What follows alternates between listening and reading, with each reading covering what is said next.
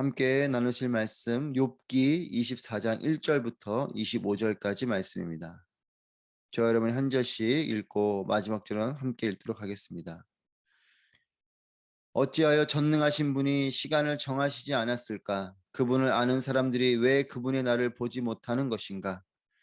사람들이 경계를 표시하는 돌들을 치우고 양떼를 훔쳐다가 자기들이 치면서 고아의 나귀를 몰아내고 과부의 소를 담보로 잡으며 궁핍한 사람을 길에서 몰아내고 그 땅에 가난한 사람을 숨어 살게 하는구나.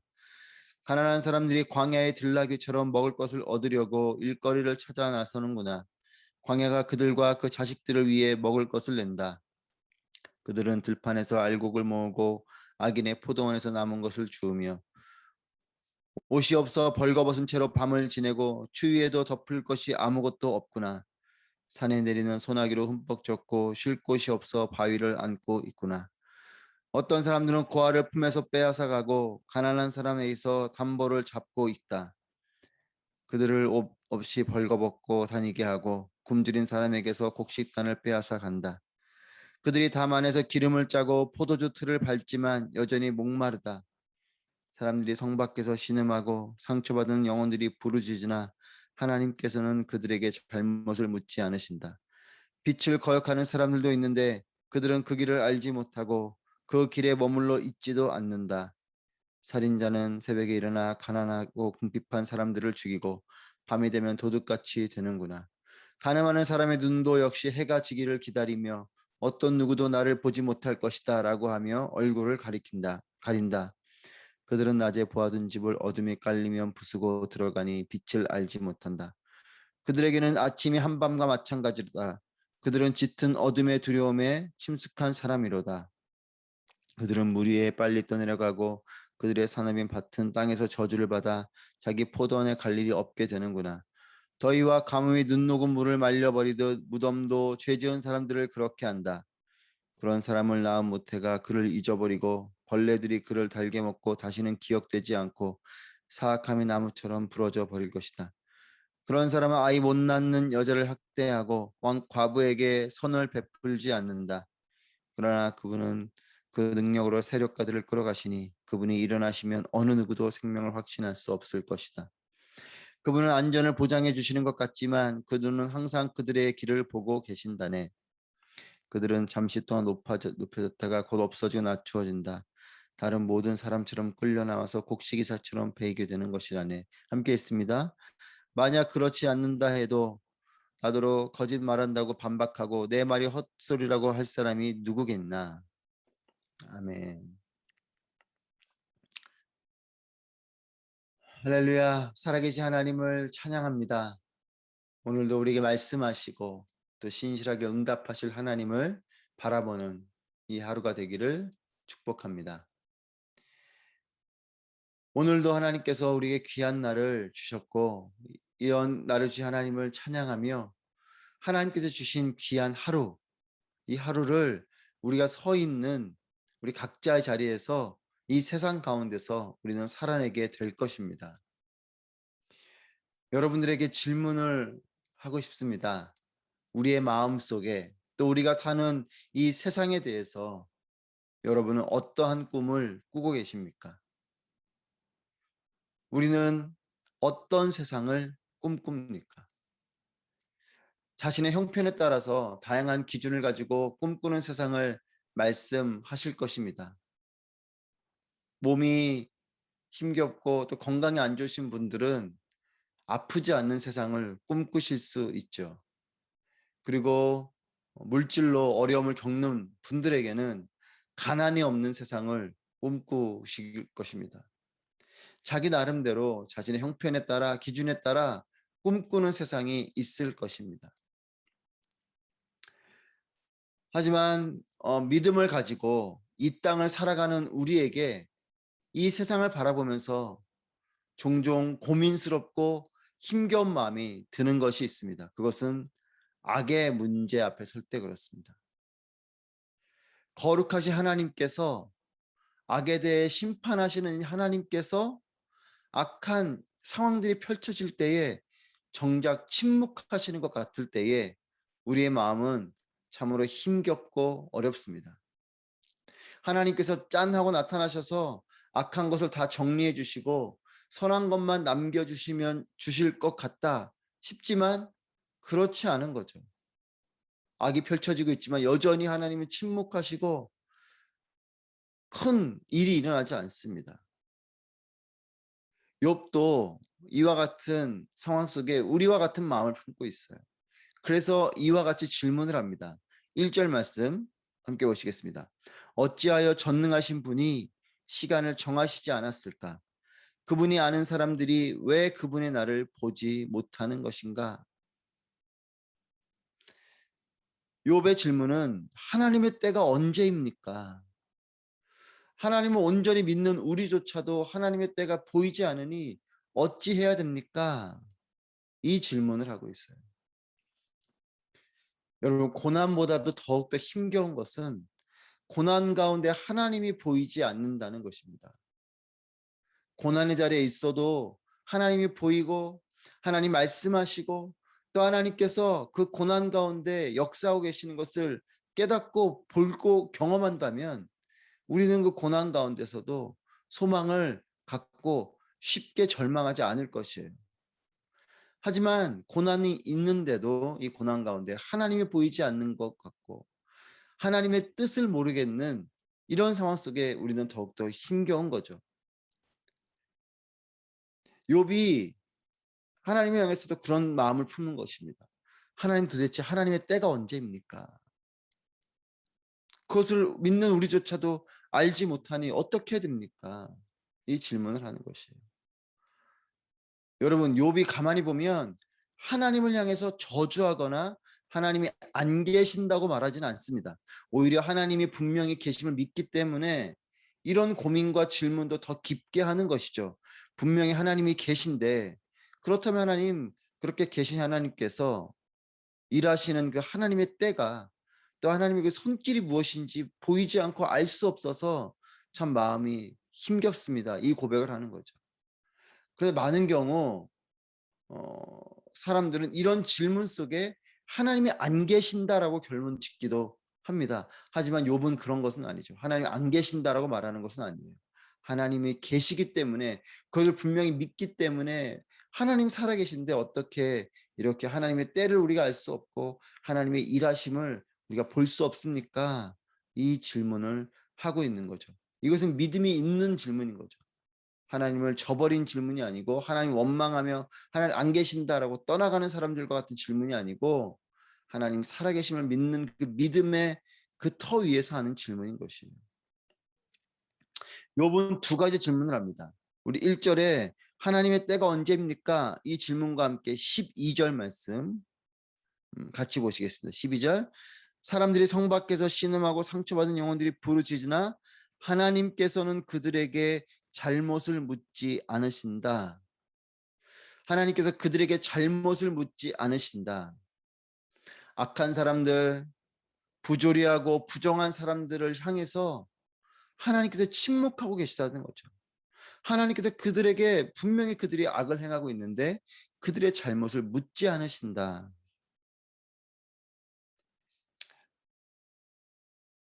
하나님께서 그들을 혼내주시고 심판해 주시면 그나마 내 마음과 내 위안이 될 것 같은데 아무 일도 없이 그 사람들이 잘 살고 있는 것을 볼 때에 하나님께 그들에게 잘못을 묻지 않으신다. 이 욥의 질문이 우리에게도 동일하게 적용될 때가 많죠. 여러분, 우리 주변에도 이와 같은 사람들이 많을 것입니다. 악을 행하는 사람들, 부조리한 것을 행하는 사람들, 부정한 사람들, 이런 사람들이 많이 있을 것이에요. 심지어는 뉴스를 통해서 그런 사람들을 보게 되고 우리의 일터 가운데서 그런 사람을 만나게 되고 우리의 이웃 가운데도 그런 사람이 있을 수가 있고 심지어는 길을 가다가도 참 악하고 나쁘고 그런 사람들을 만나게 됩니다. 그런 사람들이 근데 아무 일도 없이 때로는 그런 사람들이 정말 더 잘 살고 잘 되는 것을 볼 때에 우리도 이런 질문을 하게 되는 거죠. 도대체 하나님의 역사하심은 어디에 있습니까? 하나님께서 일하시고 계시긴 하신 것입니까? 이런 질문을 우리도 하게 되는 것이에요. 5절부터 8절 말씀은 가난한 사람들, 연약한 사람들은 여전히 비참하게 살고 있는, 그리고 악인들은 부유하고 또 가난한 사람들을 더 비참하게 만들면서 자신들은 호의호식하고, 이런 참으로 세상이 불공평하고 하나님도 야속한 그런 세상을 우리가 살고 있는 것과 같은 그런 고백을 5절부터 8절 말씀에 쭉 하고 있어요. 여러분, 세상은 악으로 가득하고 또 악한 사람은 더욱더 득세하는데, 하나님은 그저 바라만 보시는 이런 세상, 하나님의 때가 있겠지 하며 새로운 세상을 기다리지만 그 때를 알 수가 없고 하나님의 일하심도 모르겠는 이와 같은 세상 속에서 우린 살아가고 있습니다. 때로는 그런 세상을 사는 것과 같이 여겨질 때가 있어요. 근데 여러분, 예수님께서 이 땅에 오실 때 사람들도 그랬습니다. 그들은 구약의 약속을 알고 믿고 있었기 때문에 메시아를 기다리고 있었어요. 그리고 그 메시아는 힘들고 어려운 이 시대와 세상 속에서 자신들을 건져줄 것이라고 굳게 믿은 그런 메시아였습니다. 왜 그렇습니까? 그리고 그 메시아가 힘들고 어려운 이 시대에, 그리고 이 세상 속에서 자신들을 건져줄 거라고 믿은 것이에요. 하지만 메시아이신 예수님께서 이 땅에 오셨음에도 그들은 믿지 않았습니다. 하나님의 일을 받아들일 수가 없었던 것입니다. 왜냐하면 자신들이 생각하는 구원자요, 또 그들은 정치적인 왕을 원했기 때문에 자신들이 생각하는 구원자와는 다른 모습이었기 때문에 그래요. 십자가에서 힘없이 죽어가는 메시아, 그들이 원한 메시아는 그런 모습이 아닌 거죠. 오히려 강력하게 살아서 많은 사람들을 통치하고 또 그 힘을 가지고 자신들을 압제하고 있는 로마 제국을 무너뜨리고 하는 이런 정치적인 왕, 그런 메시아를 그들은 기대했기 때문에 십자가에서 죽어가는 그런 메시아는 그들은 용납할 수 없었던 거죠. 그렇기 때문에 메시아이신 예수 그리스도가 오셨음에도 그 메시아를 만나지 못하고 발견하지 못하는 것입니다. 여러분, 우리도 그런 마음을 품고 있지는 않습니까? 내가 원하는 모습대로 악한 사람들이 이렇게 돼야 되는 거 아닌가? 악한 세상은 이와 같이 하나님이 오셔서 변화시켜 주셔야 되는 거 아닌가라는 우리가 생각하는 모습, 우리가 생각하는 회복, 우리가 생각하는 그런 구원을 말하면서 그 생각 속에서 하나님의 역사가 없다, 하나님의 때를 모르겠다라고 고백하는지도 모릅니다. 욥은 이와 같은 안타까운 상황과 세상을 향해서 하지만 이렇게 고백하고 있어요. 22절부터 23절 말씀입니다. 그러나 그분은 그 능력으로 세력가들을 끌어가시니 그분이 일어나시면 어느 누구도 생명을 확신할 수 없을 것이다. 그분은 안전을 보장해 주시는 것 같지만 그 눈은 항상 그들의 길을 보고 계신다네. 세력가들이 득세하지만 여전히 하나님은 침묵하시는 것 같지만 욥은 이렇게 고백합니다. 하나님이 일하시면 한순간에 역전될 것이다. 그분이 일어나시면 그 어느 누구도 생명을 확신할 수 없을 것이다. 그들이 아무 문제 없이 그 생명을 유지하고 오히려 잘 살아가는 것 같은 이런 모습이지만 하나님이 일어나시면 그 어느 누구도 그 상황 속에서 안전하게 있을 수 없는 그런 것이다 라고 욥이 고백하고 있어요. 자신들이 어떤 것을 해도 하나님께서 침묵하시니까 하나님께서 계신지도 모르겠고 하나님께서 괜찮다고 하시는 것 같은, 그래서 하나님의 눈은 항상 그들의 길을 어, 보고 계신다라는 이 욥의 고백은 이와 같은 사람들에게는 경고가 되는 것이죠. 어떤 걸 해도 하나님 앞에 문제가 없구나 이런 생각하지만 하나님의 눈은 항상 그들의 길을 보고 계시는다, 보고 계신다라는 이 욥의 이 믿음의 고백은 우리에게 소망을 주는 것이에요.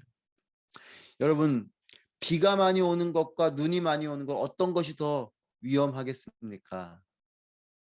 비가 많이 오는 폭우도 위험하지만 폭설이 무서운 것은 이 폭설은 조용히 밤새 내린다는 것이에요. 폭우는 밤새 내릴 때 빗소리가 엄청 크게 들리지만 폭설은 그렇지 않습니다. 조용히 눈이 와요. 하지만 밤새 그렇게 내린 폭설이 아무 일 없이 조용하게 그 밤에 그 아무 일 없는 것 같지만 이 눈이 그렇게 쌓이면 이 눈이 한순간에 폭삭 내려앉게 된다는 것이에요. 조용히 아무 일 없는 것 같지만 한순간에 무너지게 되는 것이 폭설입니다.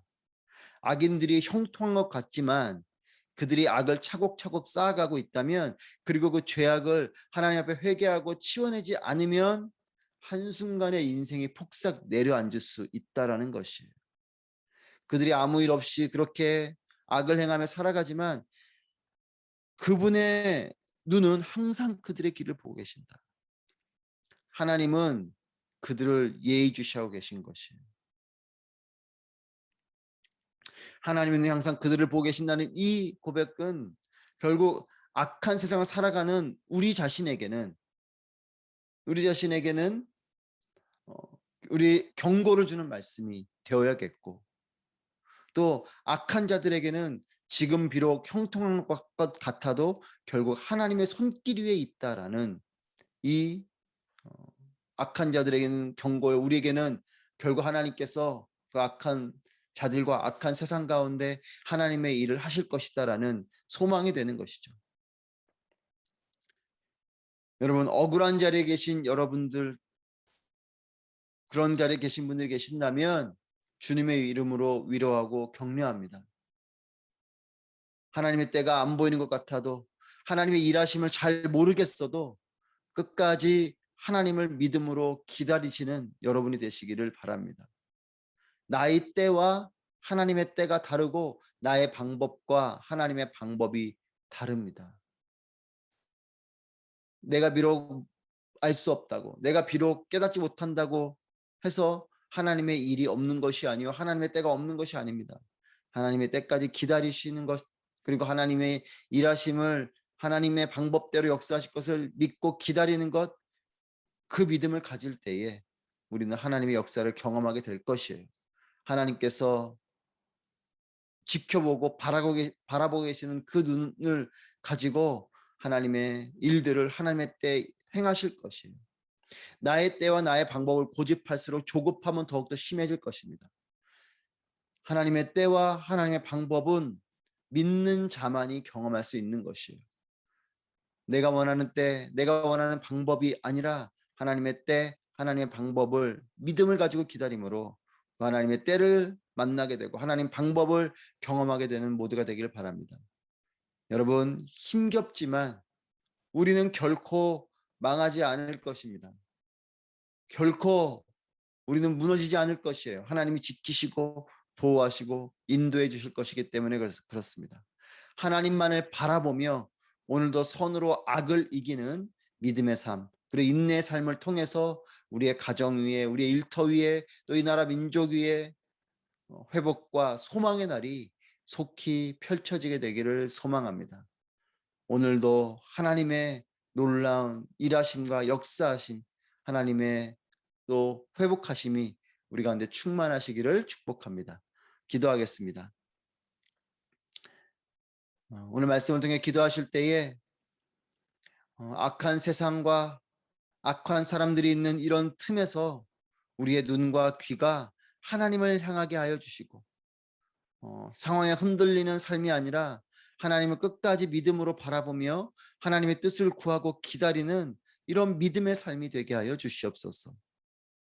두 번째는 내가 원수 같고 내가 심판하는 나의 방법을 앞세우는 것이 아니라 하나님의 방법, 하나님의 때를 통해 회복과 역전이 일어나는 우리 개인과 우리 가족들의 삶, 또 나라 민족이 될 수 있도록 인도하여 주옵소서.